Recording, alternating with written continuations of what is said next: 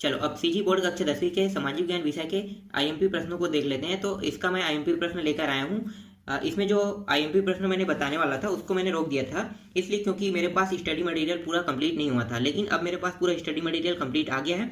तो आपको सबसे पहले जब भी आप प्रश्न पढ़ोगे, जो जो मैं प्रश्न बता रहा हूँ सिर्फ उसी को ही पढ़ना है, क्योंकि वहीं से ही प्रश्न आएंगे। क्योंकि मैं छांट जो रहा हूँ ना, इसमें देखना सन को भी मैंने लिया है, जो आईएमपी है, जो अदर जो साइट है वहां से मैंने कलेक्ट किया है। तो मतलब बहुत सी जगह से मैंने इसे कलेक्ट किया है। कलेक्ट करने के बाद मुझे जो जो फाइनल यहाँ पे जो प्रश्न मिले वही प्रश्न मैं आपको बता रहा हूँ। और ये सभी के सभी प्रश्न मोस्ट आईएमपी प्रश्न है। तो आपको जो तैयारी करना है यहीं से करना है, ठीक है। तो अध्याय 1 देख लेते हैं। नया सिलेबस पैटर्न में आपको अध्याय 1 में देखने को मिलेगा संसाधन और विकास। ये परीक्षा बोध है। परीक्षा बोध में कौन कौन से प्रश्नों को आपको टिक पाना है मैं बता देता हूँ। और जिनके पास गाइड होगा वो लोग भी टिक पाल लेना, ठीक है। तो गाइड वाले के लिए मैं प्रश्न भी बता रहा हूँ। तो प्रश्न तो आपको मिल ही जाएगा गाइड में, ठीक है। तो जो परीक्षा बोध उपयोग कर रहे हैं उनके लिए तो देख लो, ये प्रबोध का परीक्षा बोध है। चलो देखते हैं पहला प्रश्न यहाँ पे। तो यहाँ पे देखो पहला प्रश्न हम देखते हैं, ठीक है। यहाँ पे देखो आपको यहाँ पे दूसरे को पढ़ना है, ठीक है। एंडोसल्फान क्या है इसको पढ़ना है, ठीक है। ये 2 नंबर के प्रश्न आएंगे इस अध्याय से। 2 नंबर और 4 नंबर के प्रश्न आएंगे और 3 नंबर के भी आएंगे, सॉरी 1 नंबर के भी प्रश्न आएंगे, 3 प्रश्न। तो मैं 1 नंबर के 3 प्रश्न को छोड़ रहा हूँ, सिर्फ 2 नंबर और 4 नंबर को अभी बता रहा हूँ। बाद में मैं आपको 1 नंबर के प्रश्न को बाद में मैं आपको बता दूंगा। तो अभी आप सिर्फ 2 नंबर और 4 नंबर के प्रश्नों को देख लो। तो ये प्रश्न आएगा, ठीक है, इसको टिक कर लेना। इसके बाद दिखा रहा हूं मैं, जो जो प्रश्न बता रहा हूँ वही आप देखना, ठीक है, याद करना है। देखो प्रश्न क्रमांक 6वां है यहाँ पे, ये परीक्षा बोर्ड में मिल जाएगा। अपशिष्ट पदार्थ क्या है, ठीक है। यहाँ पे देखो 2018 सेट सी में आए हैं। जो सेट में है वो तो आईएमपी होता है, जो नहीं आया वो भी आईएमपी रहेगा, उसको भी मैंने टिक किया है। तो चलो देखते हैं नेक्स्ट। देखो यहाँ पे देखो संसाधन विकास को किस प्रकार प्रभावित करता है, इसका आंसर यहाँ पे दिया हुआ है। फिर नेक्स्ट देखो संसाधन प्रबंध क्यों आवश्यक है, ठीक है, कोई 2 उपाय लिखे। इसके बाद देखो नेक्स्ट प्रश्न देखते हैं। प्राकृतिक संसाधन किसे कहते हैं, किन्हीं 2 नवीनीकरण संसाधनों के नाम लिखे, ठीक है, ये आईएमपी है। फिर जैव संसाधन किसे कहते हैं, ये आईएमपी है। फिर देखो अजैव संसाधन किसे कहते हैं, ये भी आईएमपी है।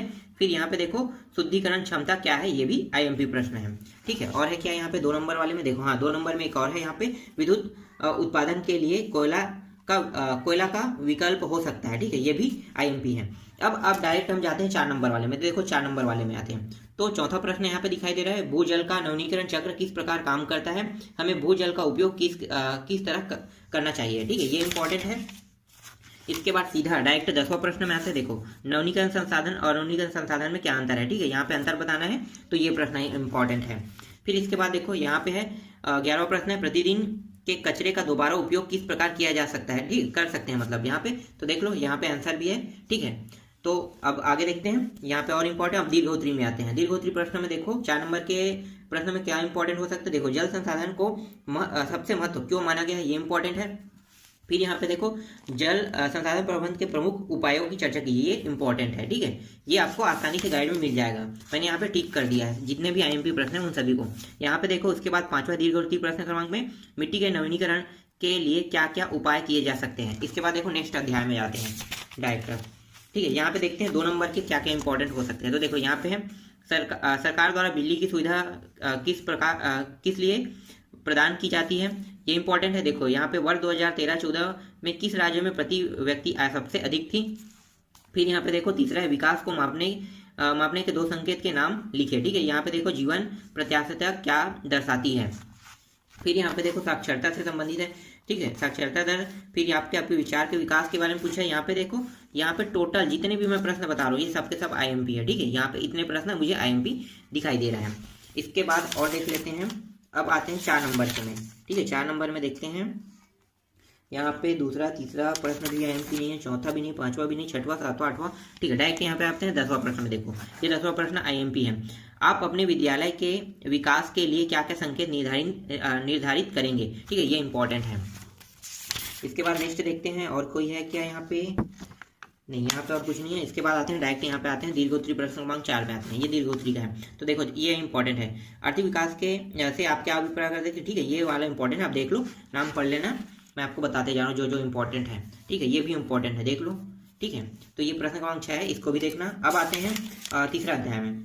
तीसरा अध्याय में देख लेते हैं तीसरा अध्याय में क्या इंपॉर्टेंट हो सकता है। तो देखो यहाँ पे अति लघुत्री प्रश्न क्रमांक में दे दी, जबकि ये दीर्घोत्री प्रश्न क्रमांक, इसको ध्यान से देखना, ठीक है। राष्ट्र संघ की स्थापना कब हुई, तीन सिद्धांत को लिखें। ये दीर्घोत्तरीय प्रश्न क्रमांक है, ये आपको अति लघु उत्तरीय में नहीं देखना है, ठीक है। यहाँ पे सिर्फ 4 नंबर की प्रश्न आएगा। सॉरी, मैं यहाँ पे पाठ का नाम आपको नहीं दिखाया हूँ ना।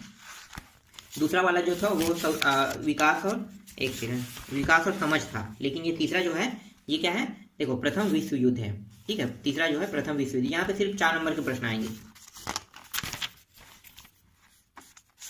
तो एक मैंने बता दिया आपको। इसके बाद देखो यहाँ पे डायरेक्ट दीर्घोत्तरीय प्रश्न क्रमांक में आते हैं।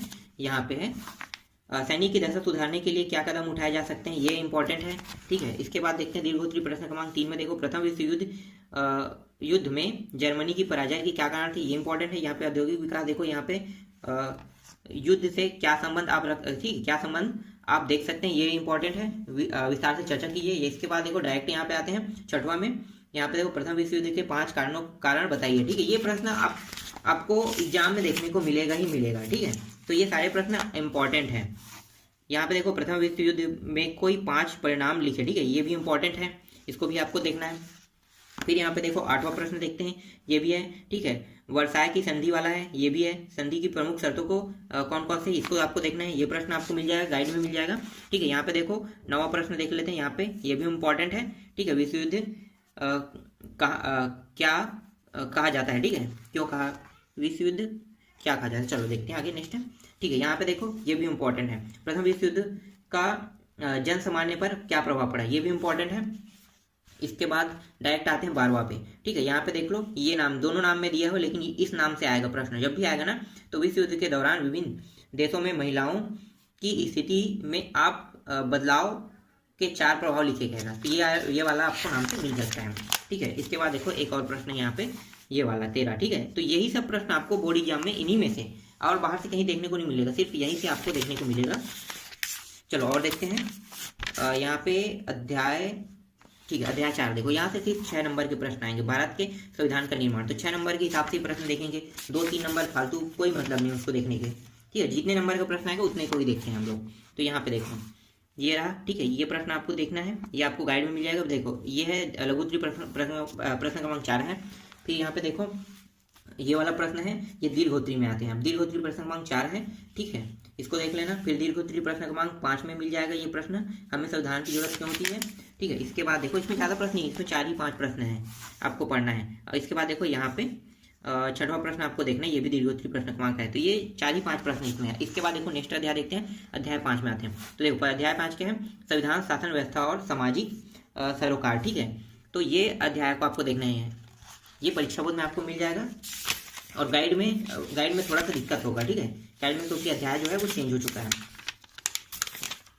तो यहाँ पे देख लेते हैं कौन कौन से प्रश्न इंपॉर्टेंट है अध्याय 5 में। 6 नंबर के हिसाब से प्रश्न को देखना हमें। तो यहाँ पे देखो 6 नंबर के हिसाब से प्रश्न देखते हैं, तो ये वाला इंपॉर्टेंट है, ठीक है, इसको देख लेना। फिर इसके बाद देखो यहाँ पे एक और है, ये वाला इंपॉर्टेंट है, राष्ट्रपति शक्ति और कार्यों की संक्षेप में विवेचना कीजिए, ठीक है, ये भी इंपॉर्टेंट प्रश्न है। इसके बाद देखते हैं 9वां प्रश्न देखते हैं, ठीक है। यहाँ पे देखो 9वां प्रश्न देख लो, भारतीय संसद में कार्यों का वर्णन कीजिए, ठीक है। इसके बाद देखो यहाँ पे आपको डायरेक्ट 10वां देखना है, प्रधानमंत्री मंत्रिपरिषद संबंधों के बतलाते हुए प्रधानमंत्री कार्यों का विवरण दीजिए, ठीक है, ये इंपॉर्टेंट है। इसके बाद देखो 11वां प्रश्न है, इसका आंसर भी यहाँ पे लिखा हुआ है क्योंकि ये परीक्षा बोर्ड है, ठीक है। देखो सर्वोच्च न्यायालय की शक्ति के एवं कर्तव्यों का वर्णन कीजिए। इसके बाद देखते हैं और क्या है यहाँ पे, बस इतना ही है, ठीक है। तो अध्याय 5 तक के मैं अभी आपको बता रहा हूँ, बाकी जो है ढूंढने के बाद मैं आपको जल्दी दे दूंगा।